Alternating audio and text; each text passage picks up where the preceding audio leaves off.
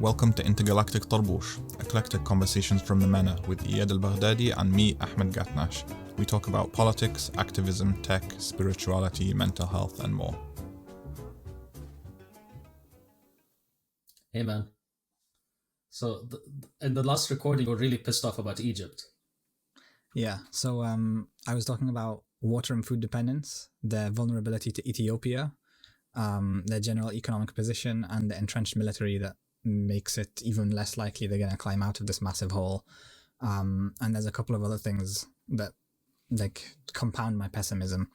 One of them is the fact that they're so dependent on the Suez Canal for revenue. It's really one of the the strengths of Egypt, and it has been for a very long time. It gives them control over marine shipping. But the thing is, the ice caps are melting, and the Arctic is going to be a sea within a few decades. It's already navigable at times of the year. The first ship has already sailed, I think it was between Canada and Northern Europe. And depending where you're going, like if you're going from the Far East to Europe, or you're trying to go from the west coast of the US to Europe or something like that, it can take thousands of miles off your route if you just sail up and above Canada and then back down the other side. And what that's going to do is that's going to attract massive amounts of global shipping and take them away from Suez. So literally the map of the world is being redrawn, and Egypt isn't on the new map. Wow. So what you're saying essentially is that Egypt depends, the Egyptian state, as currently constituted, gets a lot of its hard currency from the Suez Canal. And it's not only economically important, but it's also geopolitically important. And it's about to become much less important. We're talking, I think what you said about, did those shipping lanes actually already open, or are they going to open? The first ship has already passed. The waters are still only occasionally navigable, but they're expected to be completely open year round within a couple of decades. So basically the place which benefits the most from this is Alaska, because it becomes the stop that all the shipping goes through. It's already like the air stop. You can carry less fuel and more cargo if you make a stop in Alaska. So a massive amount of the world's air shipping passes through Alaska. And marine shipping is going to go the same way. And this kind of parallels what's going to happen to a lot of the rest of the Middle East, because you have this double whammy of, on the one hand, passing peak oil and the world transitioning to renewable energy. But on the other hand, there is believed to be massive oil and gas deposits in the Arctic Circle, and they fall within the territories of Russia, the US in Alaska, Canada, Denmark through Greenland, and Norway.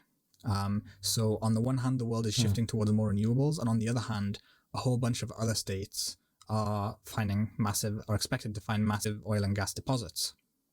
And at the same time, you've been cut out of shipping lanes. Let's hope that oil remains in the earth, because I don't think the earth can take us burning more of that stuff, especially a couple of decades from now. But yeah, the writing is on the wall, man. Of course, we wrote a book about this, and we talk about this all the time. But one thing that really, we are not aligned with these regimes in any way, but it just pisses us off how incompetent they are, and how, this guy wants to come and he wants to rule the country for I don't know how many years, and he's going to die. And when he dies, or when they die, we're going to be holding this crisis for the next couple generations, 3-4 generations, because they haven't planned ahead for the future. Yeah, these guys have basically screwed over their nations for generations down the line. Have you seen this film called Syriana? I heard about it. Haven't really seen it, but I do remember.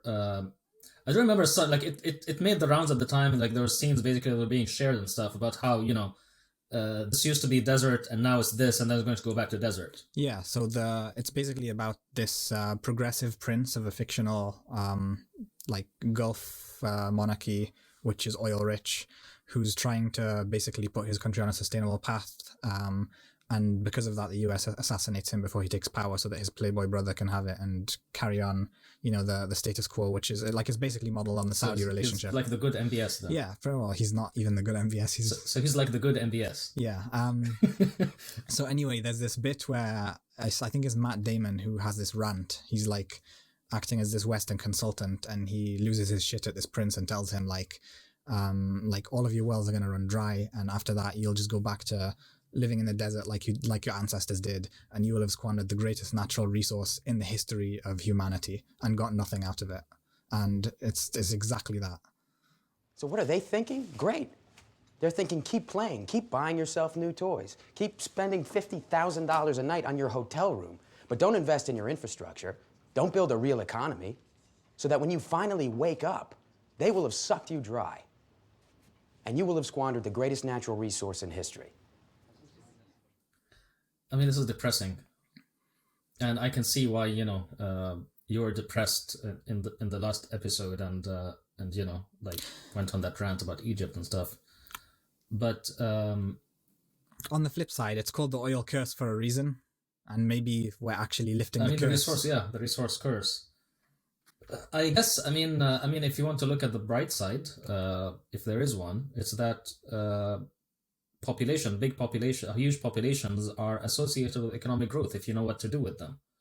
Of course, they could also be associated with instability and stuff if you again for the same reason, because there's lots of people who are unsatisfied.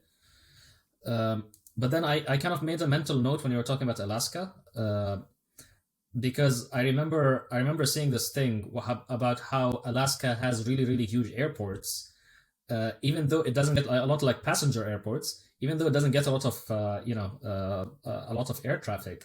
And apparently the reason is because during the USSR times, a lot of Western planes couldn't really fly over the USSR, and so they would kind of avoid all of that and make a stopover in Alaska. And as a result, Alaska ended up with these huge airports that was kind of eventually taken over by Amazon for cargo shipping and stuff like that. Yeah, Alaska's airport actually briefly became the busiest airport in the world last year as well, due to all the COVID-related increase in shipping. I mean, I know that I'm kind of completely jumping topics, but on the topic, I mean, because I have like a mental map of the globe, and I'm thinking like Alaska, China's here, Russia's here, because you kind of like, we normally see the world map as we see it, but then if you're talking about the Arctic Circle, you have to kind of think about a different kind of projection, right? Looking from above instead of meta. And I was thinking about one person. Yeah.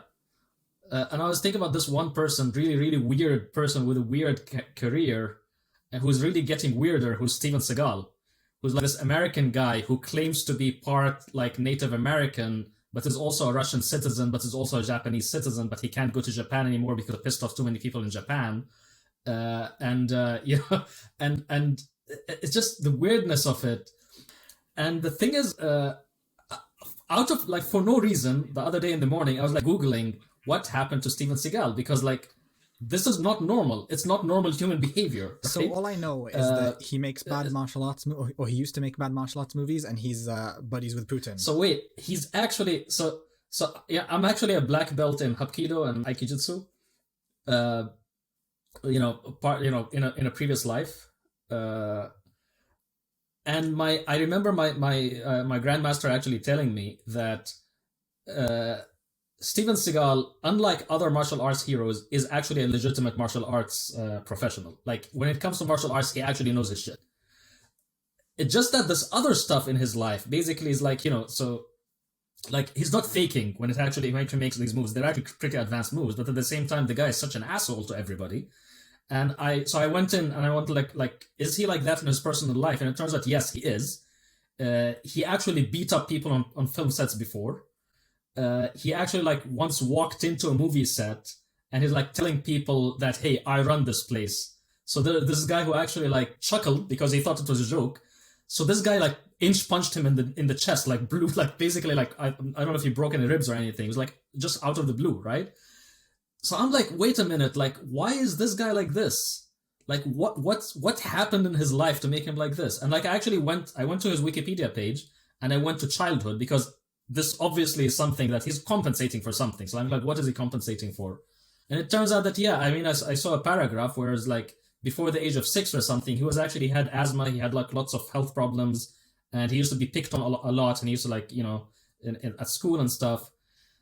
And I'm like, okay, I put the picture into my head, and I'm like, okay, this guy has led the rest of his life trying to compensate for something that happened before he was 6 years old.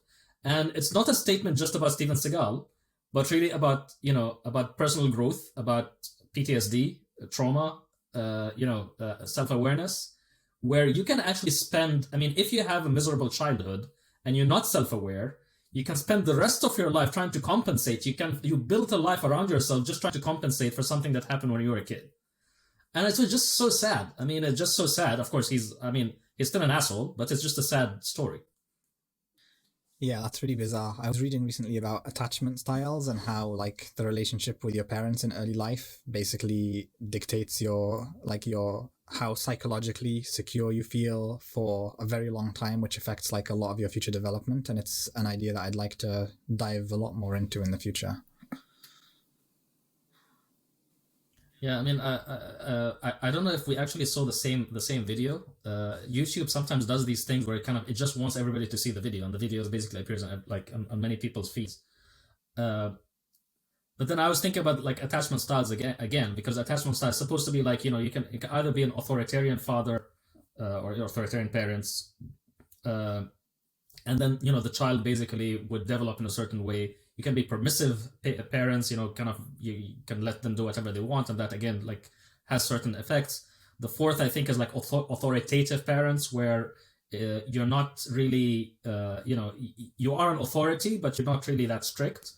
And then I think there's negligent parenting, where, you know, you're kind of, you just let them, you basically just, so it's not really paying attention. It's like to them. quadrants, where the two axes are how loving or not loving, and how strict versus not strict. Yeah, something like that. And that actually makes sense. I mean, even though people are proposing a fifth one, which I don't remember what it was, but then the whole idea here is, I try to kind of map this onto my own parenting style with my son, because, you know, I have a 7-year-old going to be 8-year-old, and he has childhood autism, which is something that runs on the male side of my family. And the thing is, on the one hand, we don't have to work very hard to give him rules, because he loves rules, right? And we don't have to work very hard to tell him, listen, solve this very hard puzzle or something, because he loves hard problems. But at the same time, yeah, he needs a little bit more attention because of his condition. So I'm like, okay, where do I fall in? Because on some things I fall in here, and some things I fall in here. But, you know, let me go back to Steven Seagal for a minute, just for a minute, because I can't stop thinking about this. I'm just thinking, some people are privileged because this guy's rich, right? So he was able to build a life for himself where he surrounded himself by people and by things and by physical and social and material surroundings that make sure that he's not self-aware. So like, he never actually had to pay the price for his assholish behavior. And so he never had to be, you know, in a situation where it's like, wait a minute, this is not working. I have to self-introspect and like try to understand why I act this way. And it just made me think that sometimes if you're privileged, you can actually use your privilege towards ensuring that you're not self-aware, like protecting yourself from any situation that will force you to be self-aware. And that was just fascinating because, you know, I don't know, just never thought of it this way. Never thought of it that, we all have our demons. We all have our, darkness.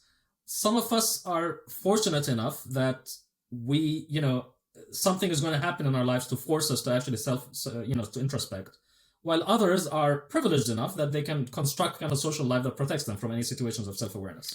This reminds me of a conversation I had with a friend a couple of weeks ago, who is a former refugee. We were talking about her career and her plans, and she was basically saying that she's like very late because it's taken her so many years to just like find a stable life and be able to graduate her studies in order to like start looking for the future, and how like so many people are way ahead of this stage by this age. And I said, like, you've got this on backwards, because like through the entire journey that you've recounted, I can see so much intellectual and emotional and spiritual and personal growth. And yeah, there are a lot of people who like get their degree by 22, 23, join a management consulting firm or something like that. And yeah, they're very rich within a decade, but they've spent every waking hour working and basically are like very psychologically immature. They have very little personal knowledge. They haven't worked through their emotional stuff. They haven't worked through their baggage or their past. So it's really a big mistake to see it along that one axis and forget that you've been, developing along other axes at the same time. I mean, I wish I could tell this to my father like 10 years ago when I was telling him that, since like a lot of my startups and my startup career did not go well. And I was telling him at the times, like, wait, this is actually life experience and it will come in handy in the future. But then, like now it has. But back then it wasn't. Like, I understand. I kind of sympathize with your friend because I mean, I was in that situation myself and sometimes it can suck. But I don't know. I mean, let's change topics. And, there's something I read in the database where you're talking about, universal basic income and how, there's this experiment in Canada or something. What was that? This was really fascinating. So there's a bunch of UBI experiments around the world. And there's this one in Canada which gave homeless people $7,500 each. I think they finished the project and it basically found that the experiment paid for itself. It's not just free money because they gave each person $7,500 and that saved the shelter system over $8,000. And my first reaction was surprise, or like, wow, this is a very unorthodox solution which works really well. And when I sat and thought about it for a bit longer, the obviousness just hit me. Like, why is it shocking that entrusting a massive national bureaucracy which has like full-time civil servants taking orders from a central command and juggling multiple priorities, why would that be? Why is it logical that would be more efficient at taking care of a homeless person than that homeless person themselves? Them being highly motivated, focused on just the single priority at hand. It's only shocking if you're like really submerged in the nation state paradigm and like you've been scripted to believe that the state is better at everything than we can possibly be. It was just very striking to me. So can I ask you a question about it, because I haven't read the story itself, but how did it pay for itself? So like they gave them $7,500 each. Yeah, and these guys basically ameliorated their own situation such that they weren't dependent on other resources like the shelter system, which was costing the state money anyway. So essentially they saved money because they were already, the state was basically already supporting them, and now not only were they better off than when the state supported them, but also they saved money. That they saved the state's money as well, right? So it's kind of like preventative healthcare, that you spend 10 cents on prevention today and it saves you $500 in emergency surgery a few decades down the line. I mean, I'm really fascinated by a lot of UBI, universal basic income, experiments, especially that some of them are actually coming. I mean, even some people who are classically on the right end of the political spectrum, even right libertarians, are kind of coming around to this. They're like, okay, this is something that works. When it comes to homelessness, however, I keep thinking that a lot of the problem with homelessness is actually trauma. I mean, the reason why they can't really, the reason why they become homeless in the first place, a lot of the, in many cases, not all of the cases, but in many cases, it is associated with trauma. And the fact that you become homeless itself is traumatic, so they get traumatized even more. And sometimes the trauma keeps them in that circle, so like they're stuck there. And this is another reason, I guess, why I feel like the prospect of trauma medication, psychedelic medication for trauma and for PTSD can actually improve the lives of so many different people if it's of course done safely in a scientific way, etc. But normalized. I think it can be really life changing. It can actually save, like you mentioned, can save a lot of money on welfare and stuff like that. Yep, music to my ears, brother. So I was on Twitter the other day, and Twitter has redesigned the homepage so that you can see spaces as well. So I see the space, and the space is talking about this person. I don't want to mention names, but this person who kind of belongs to a new opposition bloc, and the space was discussing whether he was right to attack other opposition figures, and he was basically one of those people. I didn't really understand that. Yeah, this is a new opposition. Much about it. Like I went through his timeline. I wanted to understand a little bit more, and it turns out it does not really use the word Saudi at all, because I think they kind of call into question the legitimacy of the Saudi state itself. They're Islamists. Islamists in the sense that they're ideological. So the dispute between them was not about politics. It was not about public matters. It was not about how should we govern. It was about theological matters. And I don't know. I mean, it made me sad, to be honest. It made me sad to think, if you make your movement theological, then you are increasing the points of disagreement, and you're actually essentializing those disagreements. That means, if instead of me having only to debate with you what is the next step for our, towards a good government or, public affairs, etc., and instead of that question, whatever question we have, having an answer that we can actually both, it's policy, you end up with theological disputes. It's almost like you're creating a sect. And for that reason, I mean, I'm a former Islamist myself, and I can tell you, it comes kind of with a bit of PTSD reaction, because there's a lot of internecine kind of fights among Islamists. There's always this whole thing about, I'm more Islamic than you. There's always this thing where they split among themselves and they fight among themselves, and they can never unite behind one specific narrative or ideology, because they've already defined themselves as as an hyper ideological kind of organization, and it's just sad. I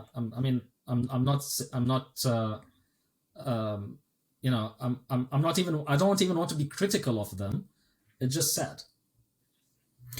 Yeah, this reminds me of Mustafa Akyol's book, Islam Without Extremes, and how he tries to basically revive this idea of irja, and that, basically there are some ideas of disagreement that you have to postpone to, the final judge on the day of judgment, because you're not going to solve them in this life.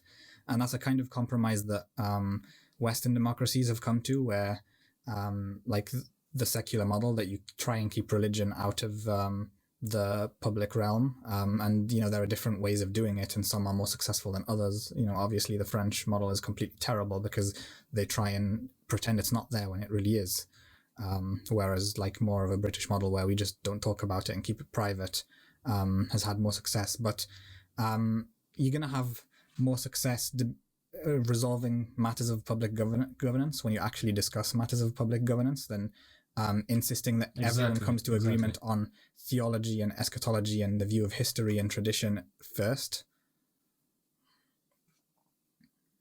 No, I mean, I'm picking up on what you said. In a way, I actually think that because this is theoretical, and there is no political opening, and you can't really comment on public affairs because you have dictatorships, you don't have a democracy. And for that reason, we are stuck in theoretical mode, talking about theoretical things. Whereas if these people were forced to run public affairs, they will not have that luxury to talk about fine matters of theology, because they have to run there's streets that have to be built, there's hospitals that have to be run, etc. So in a way, I feel that this is a side effect of dictatorship. A side effect of dictatorship is we're not really discussing these matters in any kind of practical way, and so we're stuck in that in that ideological realm. Yeah, there's a lot more that we can say about that, but I think the episode's run its length, so catch you next time. Thanks for listening. To support us, please leave a rating wherever you listen to your podcasts. You can also find the link to our Patreon in the episode description. See you next time.